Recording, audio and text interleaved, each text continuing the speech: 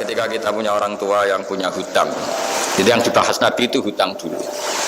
Itu karena hak adami. Hak adami itu tuntutan. Jadi kalau dalam kitab fikih itu ada istilah haqqu wa mabniun alal musamaha wa haqqul adami mabniun alal musyahah. Jadi kalau hak Allah itu Allah lebih rileks. Karena Allah itu tidak butuh disembah, tidak butuh dipuja-puja. Allah sudah terlalu besar. Al-Qayyum sudah besar sendiri. Sehingga Allah itu mudah ngabaikan haknya itu mudah. Tapi kalau hak adami bawaan manusia itu kalau hartanya dibawa orang itu ingat terus. Sehingga harus diselesaikan. Maka Nabi kalau mau mensolatkan jenazah tanya punya utang enggak. Tapi kalau orang itu misalnya enggak sholat atau apa itu Nabi masih ringan. Yang ditanyakan imannya. Bukan berarti kita nyepelekan sholat enggak. Tapi memang agama ini yang diprioritaskan itu hak adami. Sholat itu super penting, bukan penting lagi super penting.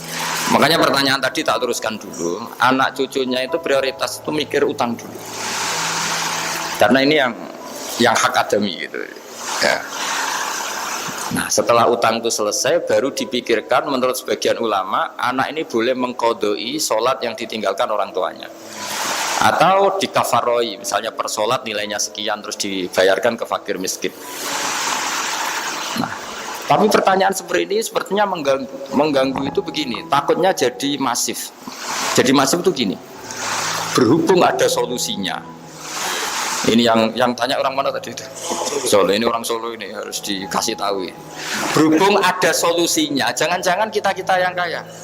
Misalnya Pak Yusuf atau Bu Sulis kaya, kalau nak punya tabungan, nak saya ada usah sholat ya, nanti gampang. Karena per sholat kan nilainya hanya sekian gitu. Umur saya kan paling tinggal berapa, itu cukup berapa? Iya cukup untuk mengganti, itu kan ribet. Makanya solusi itu ya kadang tidak baik. Karena nanti dipakai saya naik dewi. Makanya dulu itu terkenal ada guyonan seorang kiai ditanya. Ini guyonan nyata. Pak Kiai, katanya Kiai itu orang suci, tapi kadang-kadang kok maksiat juga. Si Kiai ini jawabnya ngawur sekali. Justru yang boleh maksiat tuh Kiai, kamu nggak boleh. Terus kenapa Pak Kiai? Dia tahu caranya tobat, kamu nggak tahu. Jadi yang melanggar hukum itu kan yang pakar hukum, tahu itu, tahu ilmunya. Cara melanggar tapi nggak bisa dipidanakan. Punya penghapusnya Gus ya? Ya punya penghapusnya, itu kan ribet. Artinya gini ya, yang orang Solo tadi, kalau kadung terjadi orang tua kita ada sholat, kalau kadung terjadi orang tua kita ada sholat, atau pernah meninggalkan sholat, kita sebagai kiai itu punya cara supaya yang untung tuh fakir miskin. Misalnya kita fatwa dikasih fidyah atau fidah atau apa. Tapi ini bukan cara yang jadi solusi, karena takutnya nanti jadi gerakan masif tadi. Gerakan tidak usah sholat diganti, ya itu kan ceribet jadi. Tapi kalau sampai ingin berbuat baik sama orang tua yang nggak pernah sholat, saran saya satu hak adaminya selesaikan dulu, karena memang dalam syariat Islam nomor satu itu hak masyhur itu kan ketika ada jenazah Nabi itu nggak tanya orang itu sholat nggak, yang tanya kan punya utang nggak gitu.